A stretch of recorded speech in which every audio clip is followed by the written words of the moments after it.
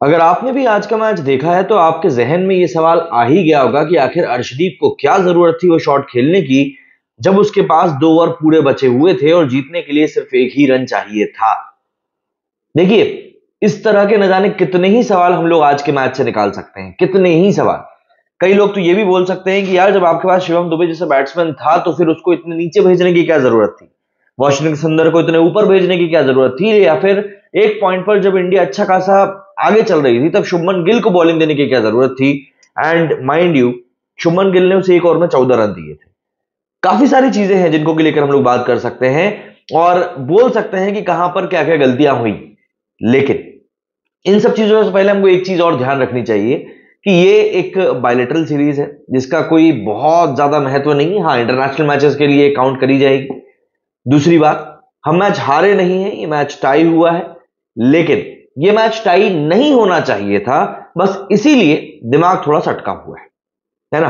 मुझे भारतीय टीम से कोई ऐसी खास शिकायत नहीं है, बस शिकायत इस बात की है कि आपके पास वो मादा था कि आप इस मैच को जीत सकते थे, लेकिन आपने ये मैच नहीं जीता सिर्फ कुछ लापरवाहियों के कारण। एंड आई एम श्योर कि गौतम गंभीर ड्रेसिंग रूम में इस बात को मेक श्योर करेंगे कि जिसकी जैसी जैसी जो जो गलतियां थी उनको वो सब बताई जाएं।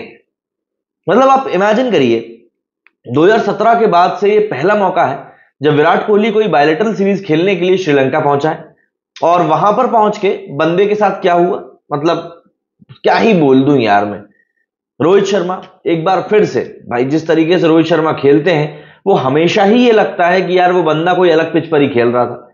आज भी 33 बॉल से 50 मार दी, अलग ही तरह का इंटेंट शो किया, और right from the word go जिस तरह की पारी रोहित शर्मा ने खेली, कहीं ना कहीं उस पारी की ही बदौलत भारतीय टीम एक स्ट्रांग पोजीशन में थी। लेकिन यहां पर तारीफ करनी पड़ेगी हमको श्रीलंका के स्पिनर्स की भी, जिन्होंने वाकई में एक ऐसा मायाजाल बुना कि भारतीय टीम उससे बाहर नहीं आ सकी। देखिए, प्रोज एंड कॉन्स यहां पर दोनों हैं, बट भारतीय टीम यहां पर इस मैच को जीतने की हकदार थी, यह बात मानना पड़ेगा। और इसीलिए मैच के टाई होने के बाद श्रीलंका की टीम काफी हद तक खुश भी थी। आखिरी की 2 बॉलों पर मैच पलट गया, और सीरियसली मैं आपको बताऊं, इस चीज की बिल्कुल भी उम्मीद नहीं थी।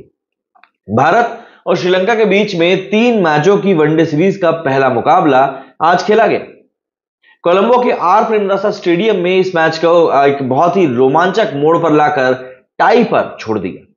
इस मुकाबले में श्रीलंका ने भारत को जीत के लिए 231 रनों का टारगेट दिया था, और जिस तरीके से श्रीलंका की टीम खेली थी उसको देखकर एक बात तय थी कि यह टारगेट को चेज करना आसान नहीं होने वाला।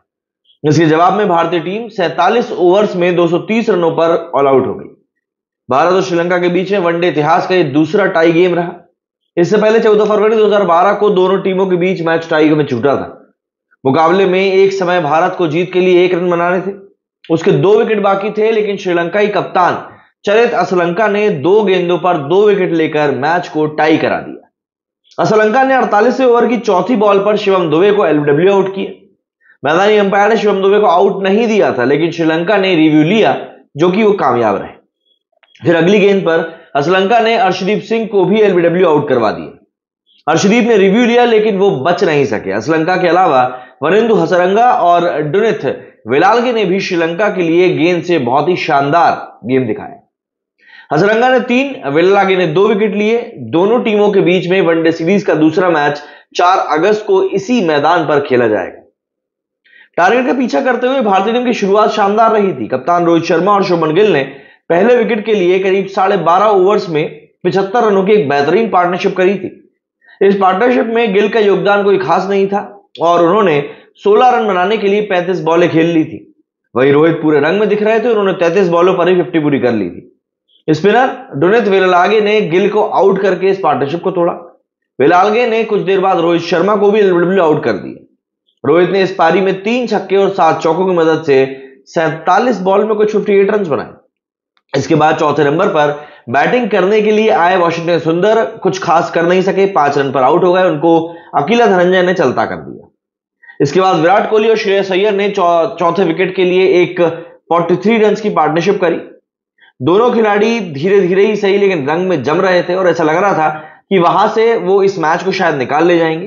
लेकिन वानिंदु हसरंगा ने विराट कोहली को एलबीडब्ल्यू आउट करके इस पार्टनरशिप को तोड़ा। कोहली 32 बॉलों पर 24 रन बनाकर आउट हुए, जिसमें कि 2 चौके शामिल थे। कोहली के जाते ही श्रेयस अय्यर भी 23 रन बनाकर पवेलियन चलते बने, जिन्हें फर्नांडो ने बोल्ड किया था। श्रेयस के आउट होने के समय भारत का स्कोर 5 विकेट पर 132 रन था और यहां से केएल राहुल और अक्षर पटेल ने एक बहुत बड़ी और बहुत ही समझदारी पूर्वक बल्लेबाजी करी। अक्षर और राहुल ने छठे विकेट के लिए 57 रन की एक बेहतरीन पार्टनरशिप करी थी। केएल राहुल 31 रन बनाकर वानिंदु हसरंगा का शिकार बने, तो वहीं पर अक्षर पटेल 33 रन बनाकर श्रीलंका के कप्तान चरित असलंका के शिकार बन गए। यहां से शिवम दुबे ने उम्मीद जगाई। शिवम दुबे ने 25 रन बनाकर भारत को जीत के मुहाने पर लाकर खड़ा कर दिया, लेकिन दिक्कत वही है कि मैच खत्म नहीं कर सके। मुकाबले में श्रीलंकाई टीम ने टॉस जीतकर पहले बैटिंग करते हुए 50 ओवरों में 230 रन बनाए और उसने तीसरे ही ओवर में अविष्का फर्नांडो का विकेट गंवा दिया, तो शुरुआत तो ठीक नहीं रही थी। फर्नांडो सिर्फ 1 रन बनाकर मोहम्मद सिराज की बॉल पर अर्शदीप के हाथों लपके गए थे। श्रीलंका ने इसके बाद 14वें ओवर में विकेटकीपर बल्लेबाज कुशल मेंडिस 14 रन पर वो भी आउट हो गए। शिवम दुबे की एक बेहतरीन बॉल पर वो एलबीडब्ल्यू हुए थे। कुशल मेंडिस जब आउट हुए उस वक्त श्रीलंका का स्कोर 46 रन था। श्रीलंका को फिर जल्दी ही तीसरा झटका भी लगा। सदीरा समर विक्रमा महज 8 रन बनाकर अक्षर पटेल की बॉल पर शुभमन गिल को कैच दे बैठे। श्रीलंकाई टीम को कप्तान चरित असलंका से अच्छे प्रदर्शन की उम्मीद थी, मगर उन्होंने भी निराश किया। असलंका 14 रन बनाकर एक बहुत ही बेकार सा शॉट खेलकर चाइनामैन बॉलर कुलदीप यादव का शिकार बने। असलंका के आउट होने के कुछ देर बाद पथुम निशंका ने अपनी 50 पूरी करी और ऐसा लग रहा था कि निशंका एक बड़ी पारी खेलने जा रहे हैं। 56 रन बनाए बंदे ने, लेकिन वाशिंगटन सुंदर की बॉल पर वो सही से पढ़ नहीं सके और उन्हें एलबीडब्ल्यू आउट होना पड़ा। 101 रन पर 5 विकेट गिरने के बाद डुनिथ विलालगे और जनित लियानागे ने श्रीलंका को संभाला और छठे विकेट के लिए 41 रनों की पार्टनरशिप करी। लियानागे 20 रन बनाकर अक्षर पटेल का शिकार बने और इसके बाद श्रीलंका ने वानिंदु हसरंगा का भी विकेट गंवा दिया, जो 24 रनों की एक तेज पारी खेलकर अर्शदीप के हाथों चलते बने। हसरंगा के आउट होने के बाद डुनिथ विलालगे ने अखिल धनंजय 17 रन के साथ मिलकर 8वें विकेट के लिए बहुत इंपॉर्टेंट 46 रन की पार्टनरशिप करी। इस पार्टनरशिप के चलते ही श्रीलंकाई टीम एक रिस्पेक्टेबल स्कोर तक पहुंच पाई। विलालगे ने 65 बॉलों पर 67 रन बनाए, जिसमें 7 चौके और 2 छक्के भी शामिल थे। वहीं पर पथुम निशंका ने 7 चौकों की मदद से 75 बॉलों पर करीब 56 रन बनाए थे। भारत की ओर से अर्शदीप सिंह और अक्षर पटेल ने 2-2 विकेट चटकाए। इस मुकाबले के लिए ऋषभ पंत को भारत की प्लेइंग 11 में शामिल नहीं किया गया था। कप्तान रोहित शर्मा ने बतौर विकेटकीपर बल्लेबाज केएल राहुल पर भरोसा जताया। हर्षित राणा, रेयान पराग और खलील अहमद को भी चांस नहीं मिला। दूसरी ओर श्रीलंका के लिए तेज बॉलर मोहम्मद सिराज अपना डेब्यू मैच खेलने के लिए उतरे थे। देखा जाए तो दोनों टीमों के एक दूसरे के खिलाफ रिकॉर्ड में भारतीय टीम का पलड़ा भारी है, लेकिन श्रीलंका को फिलहाल श्रीलंका में तो आप बिल्कुल भी हल्के में नहीं ले सकते। बता दूं कि भारत और श्रीलंका के बीच अब तक करीब 168 मैचेस खेले गए हैं। इनमें से भारत ने 99 मैच जीते हैं तो श्रीलंका ने 57। वहीं 11 मैच में नतीजा नहीं निकला और 2 मैच अभी तक टाई रहे, जिनमें से कि एक आज का मैच था। वहीं सूर्य कुमार यादव की कप्तानी में भारतीय टीम ने श्रीलंका को उसी के घर में T20 सीरीज में 3-0 से हराया था। अब दोनों टीमों के बीच 3 मैचों की वनडे सीरीज हो रही है। वनडे में रोहित शर्मा ही कप्तानी करते नजर आ रहे हैं, जबकि विराट कोहली भी वनडे सीरीज का पार्ट है। इन दोनों ने T20 इंटरनेशनल संन्यास ले लिया। इसके अलावा चोट के बाद वापसी कर रहे केएल राहुल की भी यहां पर वापसी हुई है। बेसिकली देखा जाए तो मैच काफी अच्छा था। श्रीलंका ने जिस तरीके से पिच को रीड किया वो वाकई में काफी अहम था और वो जानते थे कि इस पिच के ऊपर वो 220 प्लस कुछ भी करेंगे तो वो सामने वाली टीम के लिए मुश्किलें पैदा कर सकते हैं। बाकी काम आसान हमारे यहाँ के बैट्समैन ने कर दिए। मतलब कई सारे बैट्समैन तो ऐसी बॉलों पर आउट हो गए जो बॉलें सीधे विकेट की तरफ जा रही थी बिना किसी टर्न के। मतलब एक एक्चुअल में अगर मैं बात करूं तो यहां पर ये मैच भारत का ही था। बस यूं समझ लीजिए कि इन लोगों ने बिल्कुल थाली में परोस कर जाकर ले लिया, श्रीलंका को बोल दिया कि भैया चलो इसको आटा बाटा कर लेते हैं।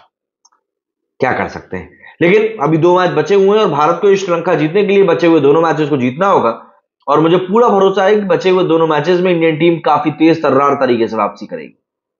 क्या लगता है आपको इस बारे में, क्या कहना चाहेंगे, जरूर कमेंट करके बताइएगा। मेरे इस वीडियो फिलहाल इतना ही। जय हिंद, जय भारत।